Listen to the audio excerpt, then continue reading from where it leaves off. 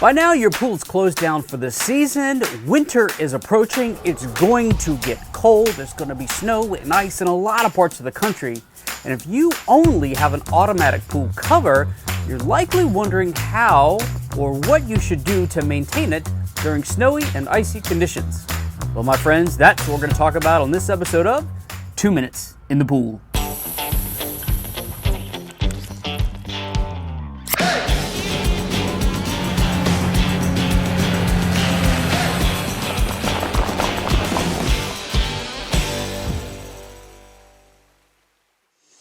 If at the end of this video you found it helpful, give it a thumbs up, subscribe to our YouTube channel, follow us on Facebook and Instagram for more educational pool content.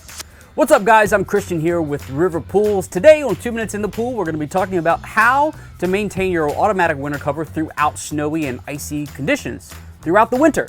Depending on where you are in the country, you're going to get a lot of snow. Maybe you don't get a whole lot of snow like we do here in Virginia. We are going to talk about what you need to do to maintain that cover throughout the season. Before we dive in, we will say that a safety cover, a spring-loaded safety cover, is the ideal thing to cover your pool with during the winter months, and especially in icy and snowy climates.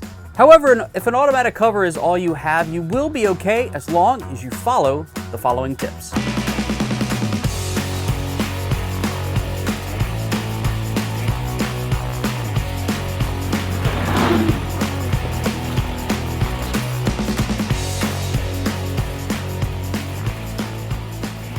Okay, so what we've done is we've taken a little model of one of the pools out of our D-Series lineup, and we filled it with water, and I've used saran wrap or plastic wrap to simulate an automatic cover in place.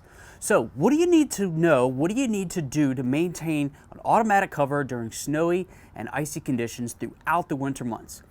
First things first, you need to maintain your water level in your pool at the normal operating level or slightly higher. You want it at least halfway up your skimmer or closer towards the top of it. You see, more water under the cover will provide better support for the cover and everything on top of it. Here in Virginia, we might get a couple inches of snow, and that snow is going to rest comfortably on top of that cover, and everything is going to be okay. But as we start adding more snow and more snow and more snow on top, like you guys might get out in, say, Salt Lake City or in Buffalo, New York, the more snow, the more weight that goes on the cover, the more water is going to be displaced under that cover. Think about a boat floating in the water. The more weight that is in the boat, the more water it is going to displace. The lower the boat is going to sit in the water. So you want to make sure that your pool has enough water in it, and as the snow load gets heavier and heavier, it might try to displace some of that water. So simply monitor it by peeking inside the skimmer of your pool, and that's accessible with an automatic cover at all times. Peek in your skimmer and make sure that water level is at least halfway up or higher.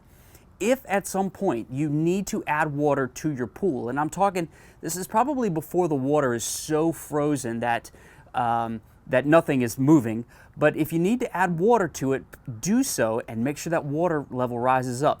That provides support for your cover, which then allows the snow load and ice to be carried. Now, in really cold climates, we're talking like upstate New York or, super cold climates like that, everything is going to freeze several inches thick and things are just going to sit just fine as they are.